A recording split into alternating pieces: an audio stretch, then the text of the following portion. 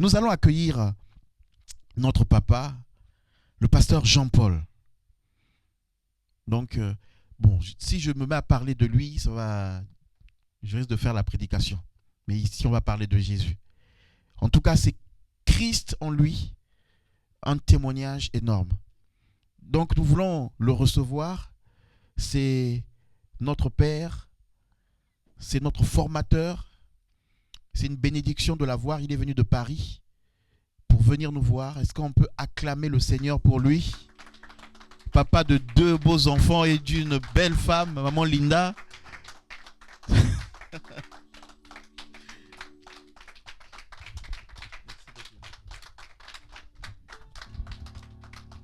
te laisse la parole. Merci. Ok. Pour vous asseoir, merci à vous. Vous êtes, merci à vous. Vous êtes dans le bon lieu, vous êtes au bon endroit. On peut dire qu'est-ce qu'on fait ici. J'ai le privilège de voyager beaucoup, de voir beaucoup de choses. Vous allez à Paris, dans plusieurs villes. Vous savez, les Américains ils font beaucoup de cultes dans les McDo, dans les hôtels. Il y a une église qui est commencée même dans les hôtels. Donc, il faut pas. C'est la personne qu'on vient rencontrer qui est important. Ouais. Si on dit le président quelque part, c'est ça qui est important. On dit qu'on est à l'hôtel, vous allez grandir. Si vous aimez ce que vous écoutez, vos vies changent, vous allez voir que vous allez grandir. On a vu beaucoup de choses. Vous savez, la Bible dit de ne pas mépriser les faibles commencements. Vous voyez un enfant qui naît. On ne sait pas qu'est-ce qu'il va devenir. Peut-être c'est le prochain président, c'est le prochain athlète. Vous ne savez pas. Vous savez pas. Donc, c'est pourquoi lorsque l'enfant naît, on prend soin d'eux. Ouais, donc, c'est merveilleux ce que vous faites ici. Nous allons prier. Seigneur, merci pour ces chants. Merci pour la présence de chacun. Seigneur, nous te prions pour que tu puisses nous parler, nous toucher, nous faire du bien ce matin. Merci de nous bénir. Dans ton beau nom, nous avons prié. Amen. Je vous invite à tourner avec moi dans Proverbes chapitre 20, verset 4.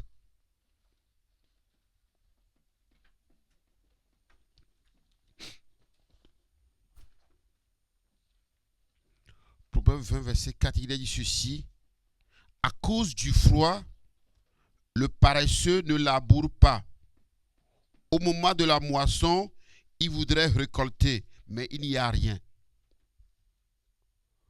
Proverbe 20, verset 4 dit, à cause du froid, le paresseux ne laboure pas.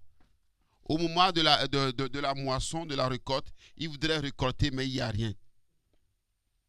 Oui, c'est un verset court, mais avant de continuer, je vous encourage tous les jours à lire un chapitre de Proverbes. Aujourd'hui, on est le combien? Le 8? Je vous encourage à lire Proverbe 8. Pourquoi ça? Parce que Proverbe, c'est les leçons de la vie. Moi, ça fait 32 ans que je suis converti, j'ai connu les missionnaires au Togo. 32 ans que je lis ça.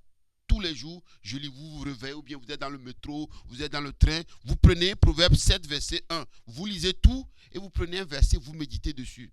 Vous savez, parce que la Bible dans Somme que la parole de Dieu a une puissance pour nous guérir nos pensées, nos émotions. Donc vous lisez, même les enfants. Moi, j'ai 2 garçons qui ont dit, ils ont 18 ans et 10 ans. Depuis qu'ils sont petits, moi, je le lis ça. Le soir, on lit Proverbe, on retient un verset. Parce que lorsqu'ils vont grandir là, Somme 119, il dit, comment le jeune homme rendra-t-il plus son sentier? C'est en marchant d'après la parole. Parce que nous, on ne sera pas tout le temps derrière eux. Mais lorsqu'ils méditent, ils gardent la parole, ça va les garder. Donc, je vous encourage à faire ça. Lorsque vous rentrez chez vous, lisez Proverbe 8, tous les versets. Vous prenez juste un verset, vous méditez dessus. Ça veut dire quoi, Seigneur? Parle-moi. Et lorsque vous faites ça, vous avez l'habitude que le Saint-Esprit vous parle. Beaucoup de chrétiens demandent quelle est la volonté de Dieu. Comment je vais entendre la voix de Dieu? Parce que les gens ne méditent pas. Hébreu dit que Dieu, autrefois, parlait par les prophètes. Aujourd'hui, Dieu nous parle par la parole, par le Fils. Lorsque vous allez entendre la voix de Dieu à l'intérieur de vous, ce n'est pas la parole. Dieu va vous parler. Vous voyez? Donc, c'est hyper important de lire, de méditer. Même les enfants, il faut leur lire ça. Donc, on va voir ce verset dit, à cause du froid, Le paresseux ne laboure pas. À la moisson, il voudrait récolter, mais il n'y a rien.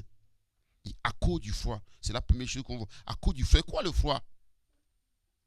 Tout à l'heure, on a entendu les témoins. À cause des difficultés, beaucoup de gens abandonnent.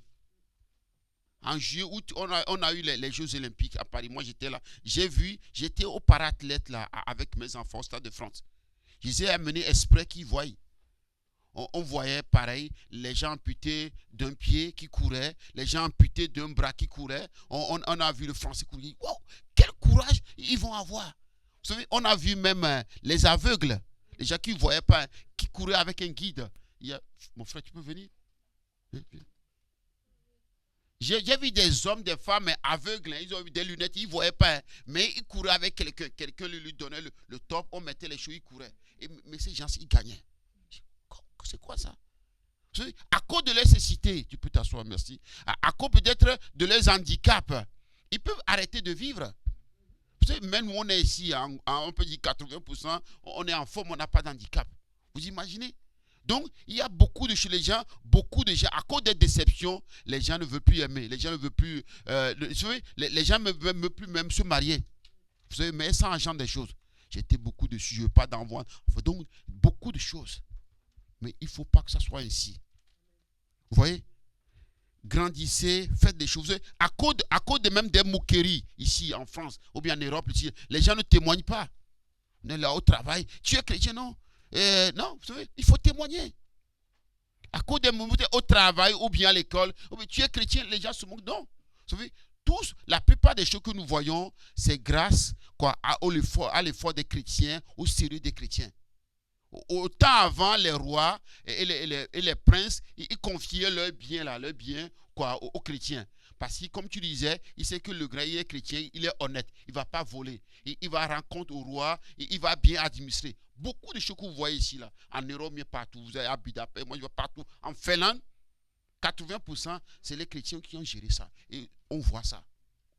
L'université de Sorbonne a été créée par les chrétiens, par les jésuites. Ils ont dit qu'il faut enseigner le peuple. Il faut que les gens savent lire et écrire. Donc, ils ont enseigné les gens maintenant dans l'université. Vous voyez? Donc, beaucoup de choses. Même nous, aujourd'hui, à cause de la moquerie, comment ils vont me voir? Nous, on a peur. On est résigné. Il ne faut pas faire ça. Vous devez être content, joyeux. Tout le temps, moi, je vais au travail. Moi, je travaille. Je suis pasteur, mais je travaille. Dans une mairie, je conduis des camions. Tout le temps, lorsque je vais, je mets mes chaussures de sécurité là. Moi, je chante au vestiaire. Comme je dis, je suis dans la joie lorsqu'on me dit. Je chante. Les gens me disent, est-ce que pasteur Jean-Paul, est-ce que tu as gagné au loto? J'ai dit non. Pourquoi? Je suis content. Parce que je suis un des gars sérieux de la mairie de la Bois. Ils comptent sur moi. Est-ce que vous voyez? Mais les gens, vous avez dit non. Parce qu'ici, il y a les chaussures de sécurité. Les gens savent qu'ils ne savent pas bouger là. C'est parce que Jean-Paul ne va pas voler. Mais l'autre là, on sait qu'il va voler. Vous voyez, non? Donc, il faut que vous soyez fiers. Je dis ça. Sinon, vous savez, à cause de ce qu'il est le tout ambiant là, nous, on vit dans l'isolement. Je vois beaucoup de chrétiens. Les gens vivent dans l'isolement. Non. Vous savez, un chrétien peut être maire, un chrétien peut être président, un chrétien peut être pilote. Allez à l'école, devenez des ingénieurs. On a besoin des ingénieurs, on a besoin des pilotes. Si vous voyez, je ne voudrais pas que vous soyez là juste à l'église. Non, on a besoin des choses. Si vous voyez, il ne faut pas qu'à cause des choses, à cause de la moquerie, des difficultés, à cause de la souffrance, à cause des déceptions, beaucoup de gens disent, je ne veux pas marier mes enfants, je ne veux pas qu'ils se marient. Non, encouragez vos enfants, vous mariez. Ok, maman, si vous m'entendez, si les gens amènent la dot, là, il ne faut pas exiger beaucoup de dot. Il faut voir juste le caractère de la personne. Est-ce que vous voyez? Oui, il faut voir le caractère. Pourquoi? Parce que la Bible dans Genèse, allez multiplier vous. Pourquoi je dis ça? Je ne vais pas donner le mot. Lorsqu'on ne fait pas ça, il y a des travers à côté. On voit des lesbiennes, on voit des gays. Ce n'est pas normal. Ce n'est pas normal. On ne peut pas applaudir pour ça. Parce que si on dit oh non, on va pas, non, on va voir. Et vous savez quoi? Et de plus en plus, les choses, ça décroît. Je vous parle sérieusement avec peine. J'ai entendu, j'ai vu des enfants qui étaient dans les qui ont chanté à la chorale, qui n'ont pas été encadrés, qui deviennent des lesbiennes, qui deviennent des homosexuels. C'est pas normal, c'est des peines. On voit des parents qui pleurent. Pourquoi? Parce qu'à cause de la société, on dit qu'on ne veut pas parler. Je veux rien leur dire. Mais vous savez qu'à l'école, leurs copines, leurs copains, ils leur donnent des mauvaises choses dans leur tête. Et on revoit nos enfants, ils sont bizarres. C'était pas comme ça. Qu'est-ce qui s'est passé, non? Et nous, à cause de la moquerie, à cause de la société, à cause de la pression, nous on veut se taire. Il ne faut pas se taire. Il faut parler. Il faut évangéliser. Il faut sortir. Bientôt, il y a Noël. Sortez, évangélisez. Invitez les gens. Parfois, les gens disent que les gens, ils n'aiment pas. Non, les gens, ils aiment, mais ils n'osent pas. Ils n'osent pas. Aller à la mairie partout. Évangéliser. Faites des concerts. Chantez. Dis Jésus vous aime. Vous savez quoi? Beaucoup de gens souffrent, vous ne pouvez pas imaginer. Beaucoup de gens souffrent. On est dans un pays, dans un continent riche. Mais vous savez, les choses sont au niveau moral, tout en train de tomber là. Les choses sont en train de tomber. Et c'est à la Bible, c'est aux chrétiens de relever ce défi, d'apporter la lumière. Le monde est dans les ténèbres. À cause des ténèbres, on ne peut pas se taire. À cause des ténèbres, la lumière doit briller. Et la Bible que nous sommes la lumière du monde. Amen. Je vous dis ça. Parce qu'on est dans un tout. Il y a tout. On dirait que tout nous coince. On ne veut pas être joueur. Ici, la religion, c'est pas un public. Hein. Non. On voit les gens. On est esprit, corps et âme. Complet. Si on est content, on est content. Si vous imaginez combien la sécu dépend pour les gens qui font la dépression, il y a beaucoup de comprimés que les gens prennent ici. On paye les psys là. Il dit rien. Il est là. Tu racontes ta vie là. Il dit ça. Ah bon? C'est ton père qui a eu comme ça. Parfois il dit rien. On lui paie de l'argent. Et les gens rentrent. Hein. Il dit je vais mieux. La semaine prochaine, ils viennent. Et on paie l'argent pour ça. Mais l'évangile peut changer ça. La rencontre avec le Sauveur peut changer ça. Amen. Donc, à cause du froid ou bien à cause des difficultés, mes amis, il ne faut pas abdiquer, il faut avancer. Parce que ces difficultés-là veulent faire que nous voulons abandonner. Il ne faut pas abandonner. Il dit à cause du froid.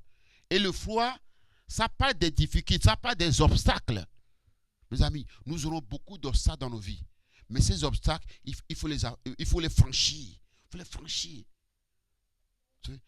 Beaucoup, il y a des fleuves qui étaient des obstacles. On les a détournés pour faire les choses. Donc, les gens ont toujours franchi les obstacles. Le froid, ça parle des défis à relever. Lorsqu'on se réveille le matin, nous avons des défis à relever. Des mauvaises pensées qui nous viennent à la pensée. Non, tu n'es pas beau, tu n'es pas aimé. Il faut rejeter ça. Beaucoup de choses. C'est des défis.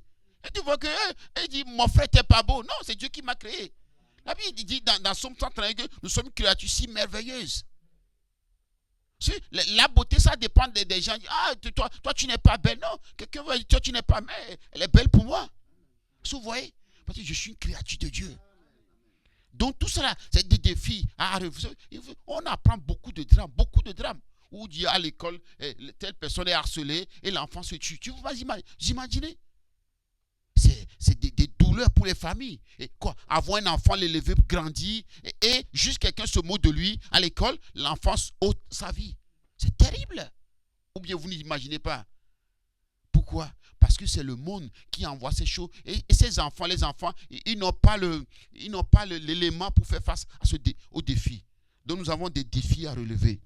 Mais nous allons les relever par la puissance de Dieu. Il dit à cause du froid. Le froid, ça parle de l'hiver, ça parle de l'automne. Il vente. Moi, je travaille dehors. Lorsqu'il fait froid, nous, on est obligé de travailler. Là, l'autre fois, il a neigé à Paris. Nous, on a salé, on a mis le sel la veille. Les gens dormaient, nous, on a mis le sel. Le lendemain, on a mis encore le sel. Pourquoi? Parce que si les gens tombent, ils se cassent là. Ils vont porter plainte contre la mairie. Et ils vont dire que la mairie n'a pas fait le boulot. Et ils vont venir vers nous. Parce que nous, on travaille à ça. Vous voyez? Donc, et nous, on est équipés, on met des blousons, on met des chaussures. Donc, on se prépare pour affronter le froid. On ne recule pas devant le froid, bien devant l'hiver. Vous voyez ça? Je vous fais comprendre. C'est que lorsque nous, on voit les défis, nous, on a peur, on recule. Mais vous savez, lorsque vous reculez là, le froid va vous tuer. Lorsque vous reculez, les difficultés vont vous mettre anéantis. Vous savez que le froid tue. Lorsque tu n'es pas bien habillé, tu ne mets pas ton manteau, tu vas attraper froid, tu vas avoir la pneumonie. Pneumonie, hein, et c'est fini. Tu vas mourir. Mais face au froid, qu'est-ce qu'on fait? On prend des dispositions. On affronte le froid. David a affronté, il a dit que j'ai affronté les lions. les ours qui attaquaient les brebis. Et lorsqu'il a vu Goliath, David les a affrontés. On est dans un monde où les gens ne veulent plus affronter les choses. On a peur, on fuit. Mais lorsque tu fuis là, ce qui te poursuit, va te poursuivre, va te tuer. Lorsqu'on fuit, on fuit les mauvaises pensées ou bien ce que les gens nous disent. Vous savez quoi? Et ça va nous détruire. Tout ça, ça va te détruire. Il ne faut pas fuir. Il faut affronter.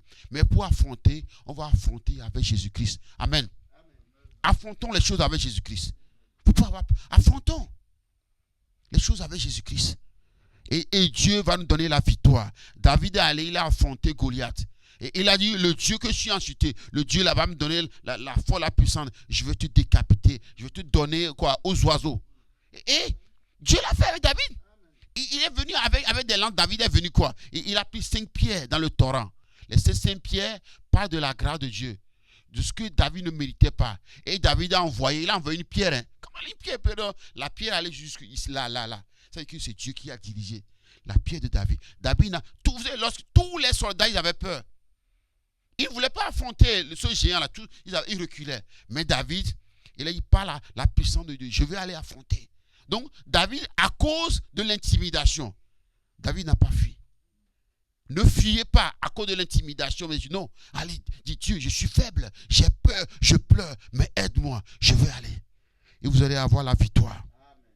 Amen. Vous savez, Jésus lui-même, il a eu des obstacles. Jésus même, il a eu des fois. Vous savez, lorsque Jésus, il était né là, il y a Hérode qui voulait le tuer. À l'époque, il avait à peu près 2 ans. Et Hérode, ils ont tué beaucoup d'enfants pour pouvoir éliminer Jésus-Christ. Ce que Dieu a fait, Dieu a dit à Marie et Joseph, hein, il dit, tu prends l'enfant là, tu l'amènes en Égypte pour se cacher.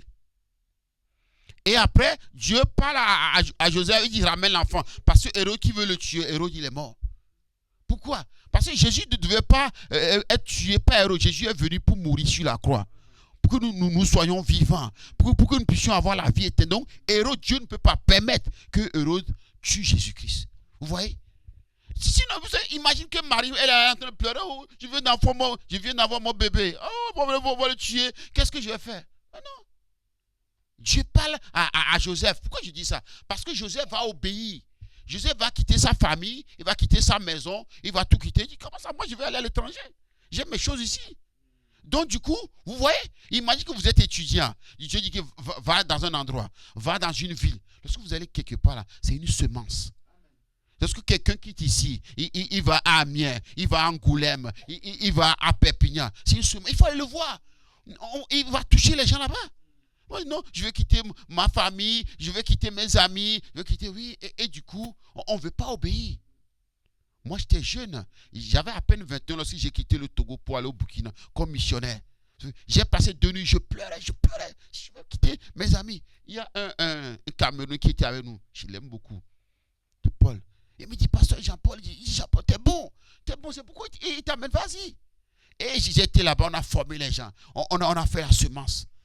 Vous voyez, donc Jésus aussi, il avait les défis, les difficultés, il avait le froid face à lui. Mais Jésus n'a pas reculé.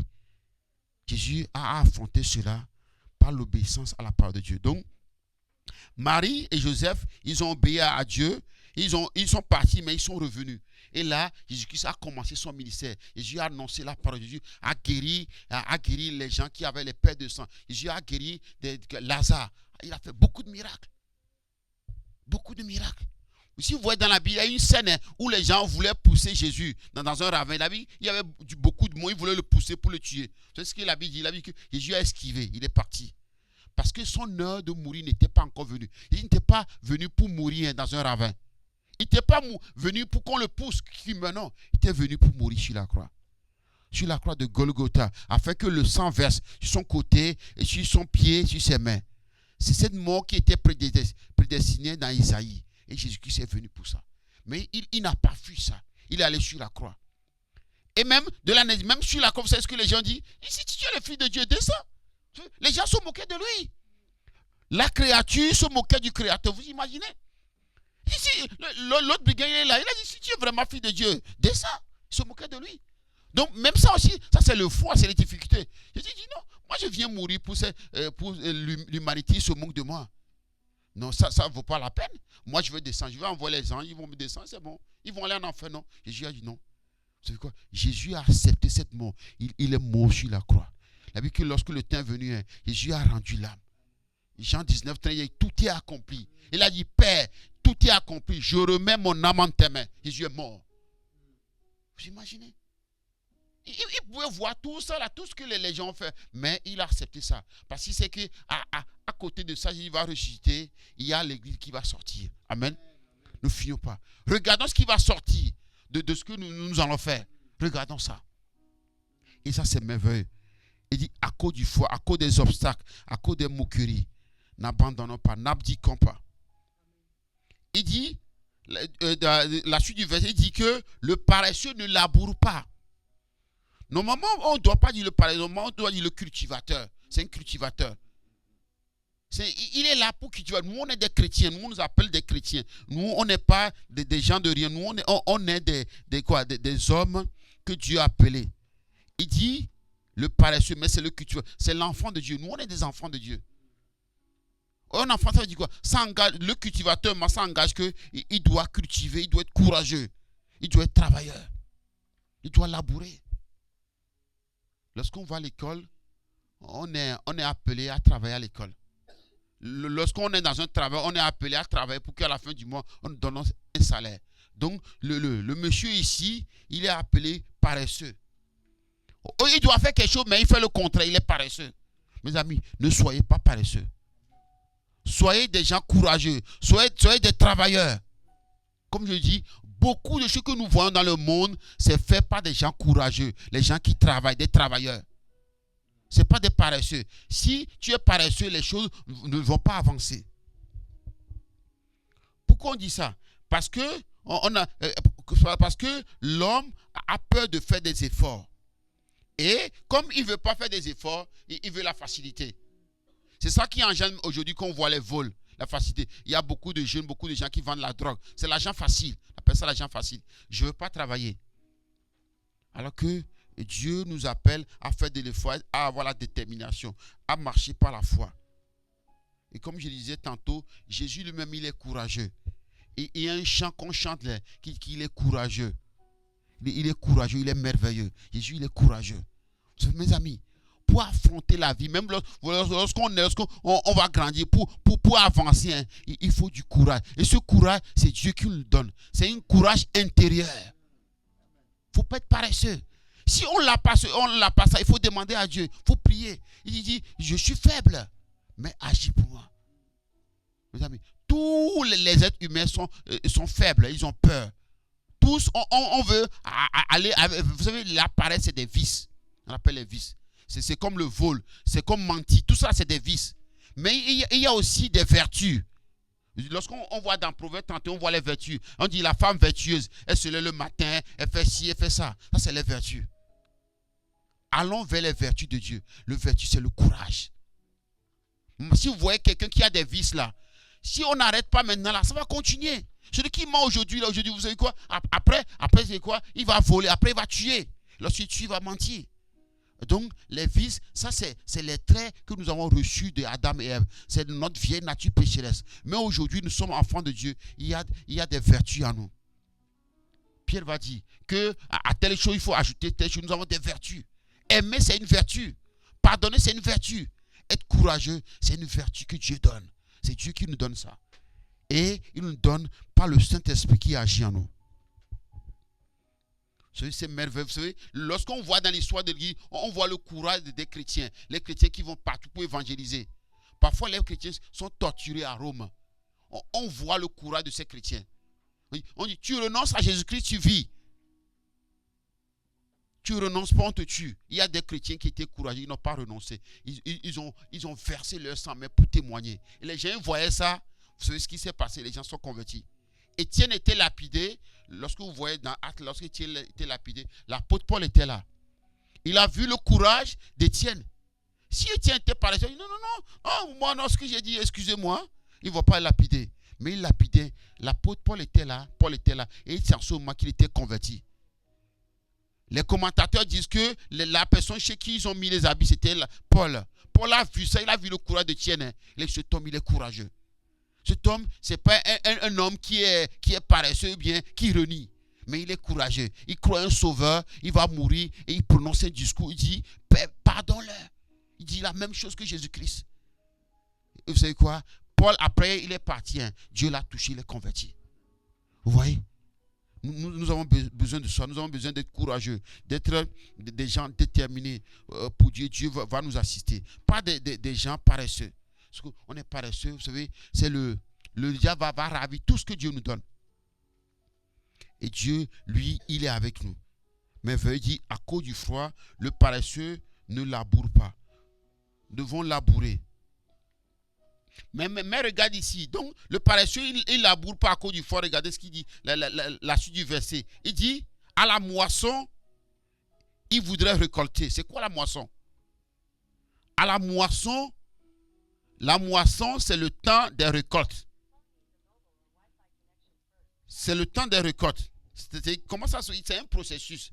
D'abord, on laboure la terre. Il y a les herbes, on enlève les mauvaises herbes, on laboure la terre. Premier pas du processus. Deuxième pas, le semeur ou bien l'agriculteur, il doit aller semer les graines. C'est nous aussi. On me met à l'école, je veux m'habiller, je vais aller à l'école. Je vais à l'école, je fais quoi?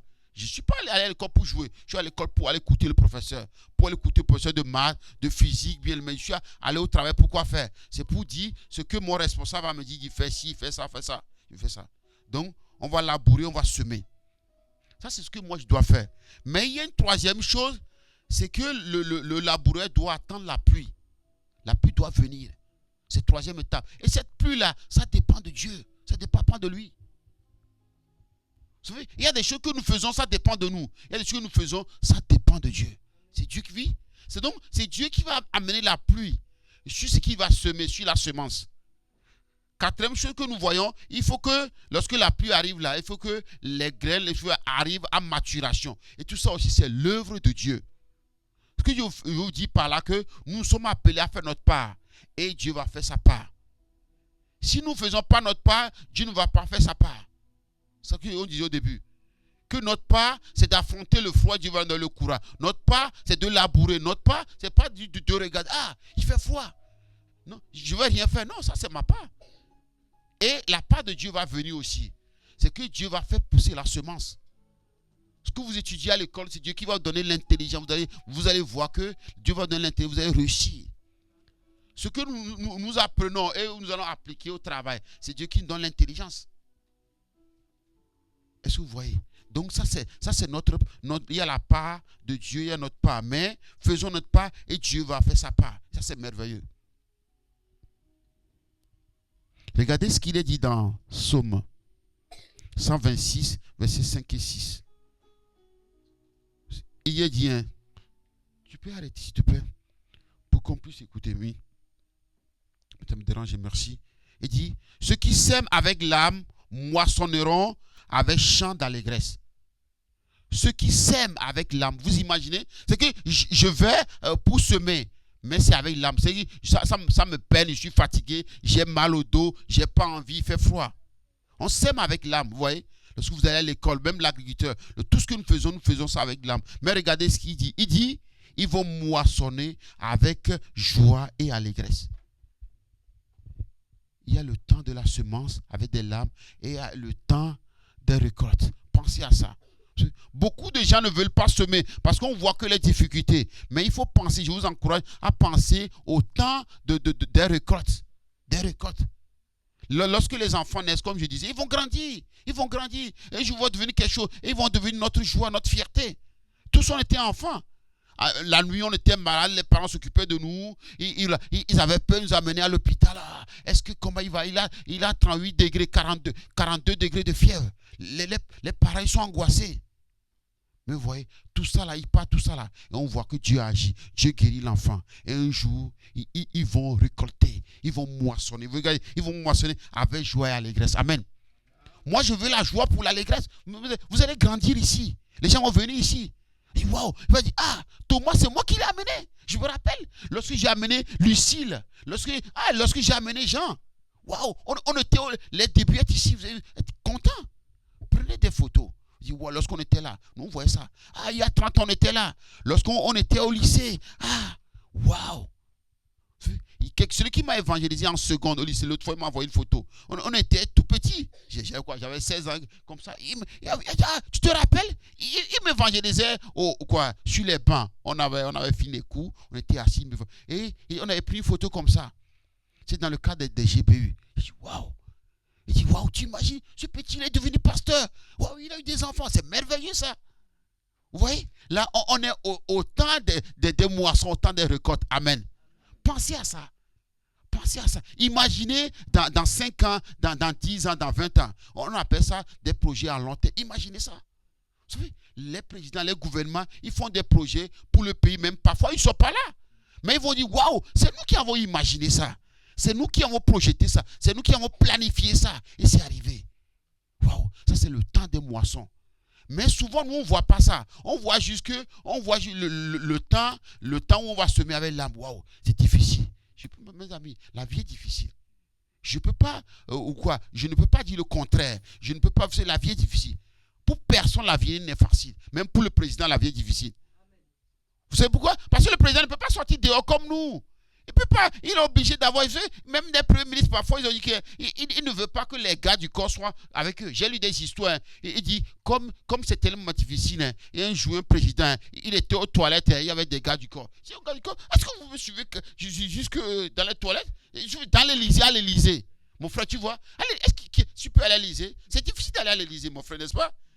Mais le président à l'Élysée, hein, il était aux toilettes, il y a les gars du corps qui sont là. Et il est sorti, il dit, laissez-moi tranquille au moins, je suis aux toilettes là. C'est le seul endroit où on peut tout seul. Mais ils ont dit qu'il y a des choses qui sont arrivées, même à l'Élysée, ils ont essayé d'assassiner des présidents. Donc, on doit te suivre, on doit te protéger. Vous imaginez ça, il n'est pas libre.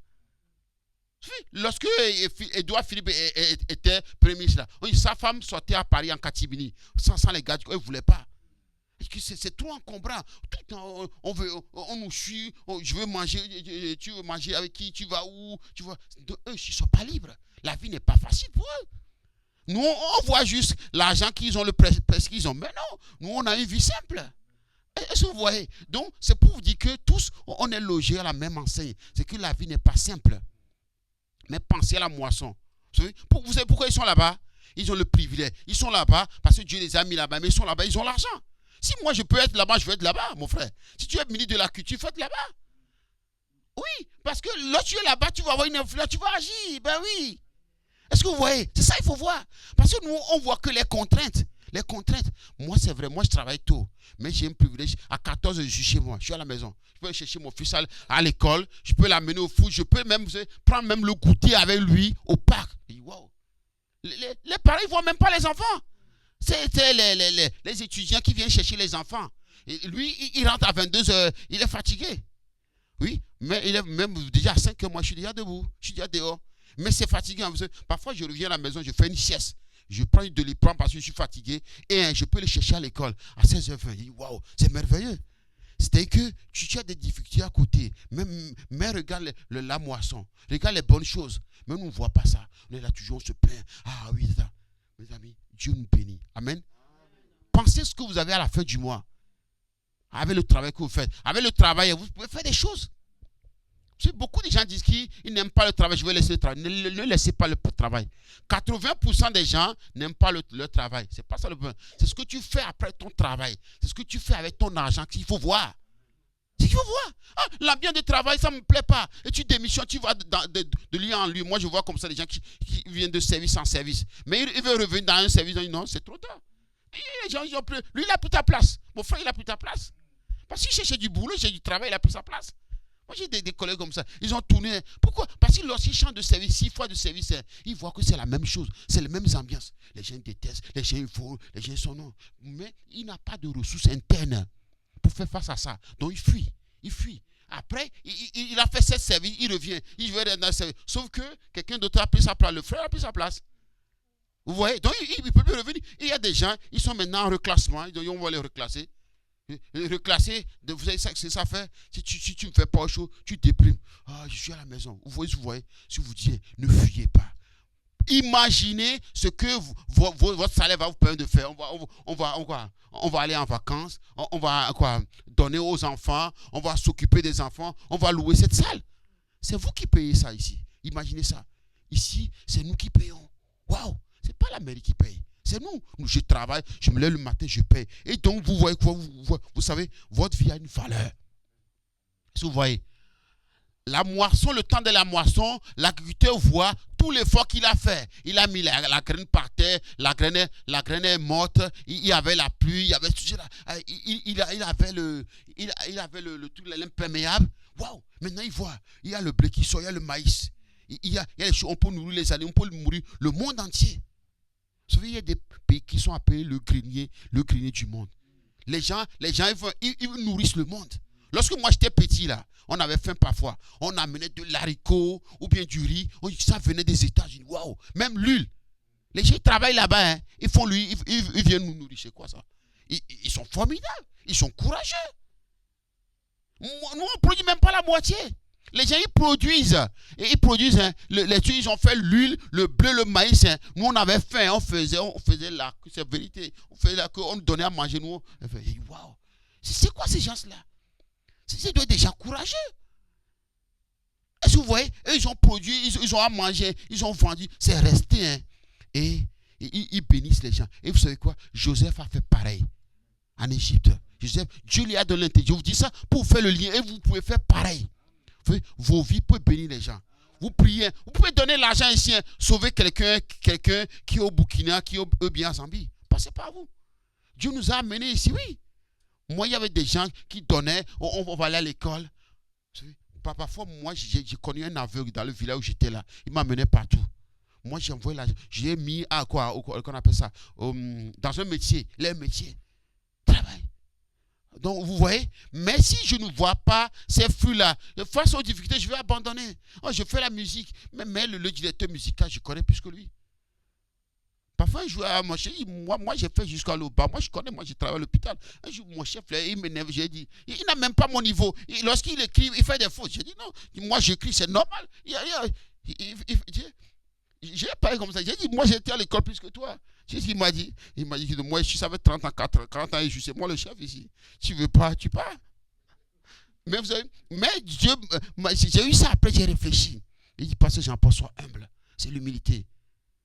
Mais il me connaît. Après, on a parlé. Mais ce que je vous dis, pour dire que la vie n'est facile pour personne. Mais pensez au temps de semences. Au temps de semences. Je travaille. La vie n'est pas facile. Mais vous savez, on met les enfants à l'école. Ils vont à l'église. Ils font des choses. Dieu va les bénir. Ils font la différence. Mais si vous êtes chômeur, hein, les enfants ils vont être chômeurs. Ils ne vont rien avoir. Ils veulent avoir quelque chose. Tu ne peux pas leur donner ça. Ils vont devenir voleurs. Un jour, la police va venir à la maison chez toi. C'est la réalité. Qu'est-ce qu'il y a? Ton fils a volé le téléphone au supermarché. Le téléphone, tu ne peux pas lui acheter, il a volé. Ou bien, il veut des biscuits, il a volé. Il a mis dans la poche. Si on dit ça, c'est la honte pour les parents. C'est quoi? Le parent, il n'est pas courageux. Il ne voit pas. Est-ce que vous voyez que si on est... Vous voyez ce que ça peut engendrer? Ça peut engendrer des choses. Mais Dieu veut nous bénir. Regarde ce qu'il dit, le paresseux voudrait récolter. Est-ce que vous voyez ça? Il n'a pas semé, il veut récolter. Pourquoi il veut récolter? Parce que c'est des saisons. Il y avait la saison pour semer, il y a maintenant la saison de récolte. Donc, tout le monde va aller récolter. Tout le monde va dans son champ, et lui aussi, il va. Sauf qu'il y a un problème. Sauf qu'il n'a pas semé. C'est la même chose. Lorsqu'on voit un jour quelqu'un qui est devenu ingénieur et qu'il a bien réussi, là, comme, comment tu fais? Non. Lui, il a une belle famille. C'est tout petit, il était sérieux. Comme tu disais tout à l'heure, moi je connais des gens, on a été à l'école. Ils sont à leur 4e, 5e mariage. Ils sont divorcés plusieurs. D'autres, maintenant, ils ne sont même pas mariés. Ils vivent que. Mais tu le vois, de tout là, ils n'avaient plus que des mauvaises décisions, ils n'étaient pas sérieux. Moi, j'ai des gens, même on était à l'école, ils sont morts du sida. J'étais à la maison, j'ai vu, maman, elle pleurait. Ah oui, il était comme toi. Mais lorsqu'on était au lycée, il avait une vie de vagabond. Il allait partout. Il n'écoutait personne. Mais sauf que ça a des conséquences. Il y a le temps des récoltes. Il n'y a rien. Ou bien, il n'y a rien, ça veut dire quoi? C'est qu'il manque. Il manque le blé, il manque la provision, il manque tout. C'est ça, c'est le manque. Lorsque j'ai étudié ça au début, ça m'a touché là. Je vois dans ce verset le manque. Parce que lorsque on ne fait pas les choses, on va avoir des manques. Et nous, on va manquer d'amour, on va manquer de patience, on va manquer beaucoup de choses. C'est le manque. Il dit, il voudrait récolter, mais wow, il s'aperçoit qu'il n'y a rien. Les autres, ils ont, mais lui, il n'a rien. Wow, qu'est-ce qui se passe? Il manque. Il manque le blé, il manque la provision. Et vous savez ce que ça va engendrer? Ça va engendrer la famine. Ça va engendrer des drames. Ça va engendrer des difficultés. Ça va engendrer des pleurs qu'il ne voulait pas avant là. Ça va engendrer ça. Des manques. Manque de récolte, manque de nourriture, manque de repos, manque de sagesse, manque de tout. Il ne faut pas que ça soit ainsi pour nous. La Bible dit dans Jacques 1, verset 5. Il dit, si quelqu'un manque de sagesse, qu'il la demande à Dieu, qui donne à tout simplement, sans reproche, et il lui sera donné. Jacques 1, 5, il dit, il parle de manque de sagesse. Donc dans la vie, on voit qu'il y a la sagesse qui manque.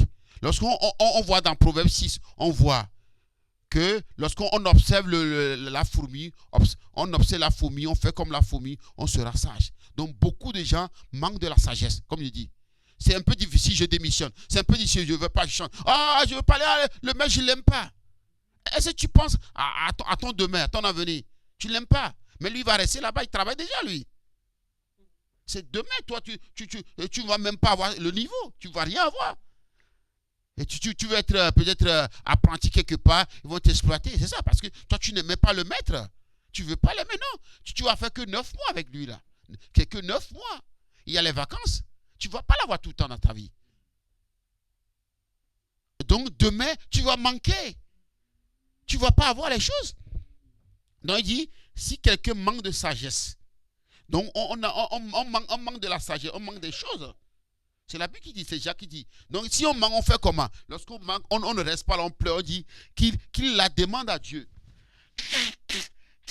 Excusez-moi, c'est le temps. Ouais. Donc, si je manque, je vais aller vers Dieu, je vais demander. Est-ce que je manque d'amour, je vais vers Dieu. Est-ce que je manque de patience, je vais vers Dieu. Est-ce que je manque de sagesse, je vais vers Dieu. Et Dieu, il dit, Dieu donne simplement. Pourquoi? Parce que Dieu est dans l'abondance. J'ai encore 2 pages que je peux partager, mais je vais m'arrêter ici. C'est notre chapitre, c'est l'abondance de Dieu. Dieu est dans l'abondance. Dieu veut nous donner. Dieu lui en a beaucoup, il veut nous donner. Si tu me demandes 10 euros, alors que moi je n'ai pas 10 euros, j'ai que 2 euros, je ne peux pas donner. Parce que je ne suis pas dans l'abondance, je suis dans la dizaine, je n'ai rien. Mais Dieu, il est dans l'abondance. J'ai au moins 7 versets ici, je ne vais pas tout donner. Je vais donner juste un verset pour vous parler d'une vie abondante que Dieu nous donne. C'est Jésus qui parle dans Jean 10. Jésus dit, le voleur ne vient que pour voler, tuer et détruire. Moi, je suis venu afin que les brebis aient de la vie, qu'il ait en abondance. Dieu nous donne la vie en abondance. On voit beaucoup de gens autour de lui n'ont pas la vie. Les gens que nous voyons, les gens, ils ont la mort spirituelle. Mais même la mort dans leur pensée. Tu vois, les gens, ils ont la mort. Comment va être l'avenir, non? Mais Jésus est venu, il est venu pour nous donner la vie en abondance. Cette vie en abondance, ça veut dire quoi? Ça va déborder. Ça va bénir les autres. Vos vies vont bénir les autres. Lorsqu'on est là, ça va bénir les autres. Joseph était dans la maison de Potiphar. Sa vie, il avait une vie débordante, une vie abondante. Il a béni Potiphar. Même en prison, il a béni. Il était en prison, mais il gérait les affaires en prison. Ils l'ont vu, il a interprété les rêves. Et c'est le même jour qu'il a quitté la prison, qu'il est devenu le premier ministre d'Égypte. C'est le même jour. Lui, il ne savait pas. Il a interprété, on l'a appelé. Il a interprété le rêve. Et il dit à Pharaon, trouve quelqu'un. Pharaon dit, si tu as interprété, qui d'autre on peut trouver pour mettre à exécution ce que tu as dit? Il dit, c'est toi. Celui qui a fait ça, c'est Dieu qui a fait ça. Dieu qui a mis dans l'abondance, dans la vie de Joseph. Alors que Joseph, il avait beaucoup froid. On l'a mis dans la cité, on voulait le tuer. Il était chez quelqu'un, on a menti sur lui. Il était en prison, vous voyez tout le trajet qu'il a fait. Mais qu'est-ce qui est sorti? L'abondance. Une vie abondante. Et Dieu l'a béni. Et c'est encore dans l'histoire. Et lorsqu'il y avait l'abondance matérielle, les 7 ans en Égypte, c'est ce que Joseph a dit. Jésus a dit que vous mettez de côté.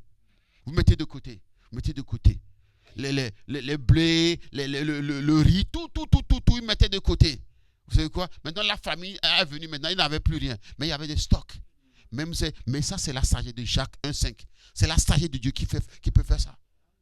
Sinon, non. Sinon, il y a l'abondance après. Après, c'est fini, ils vont mourir. Lorsque vous voyez la vision là, vous savez, les vaches maigres là, avalaient les vaches grasses. C'est que tellement, la sécheresse va être tellement dure, hein, que toutes les années là, les années d'abondance, ils vont oublier ça.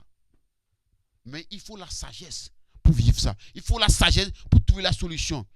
Il faut la sagesse pour dire qu'il faut faire comme ça. Vous voyez, il y a beaucoup de défis, hein, qui sont devant le monde entier. Mais les gens, on a besoin de la sagesse divine. Je vais m'arrêter là. Pensez aux moissons. Okay?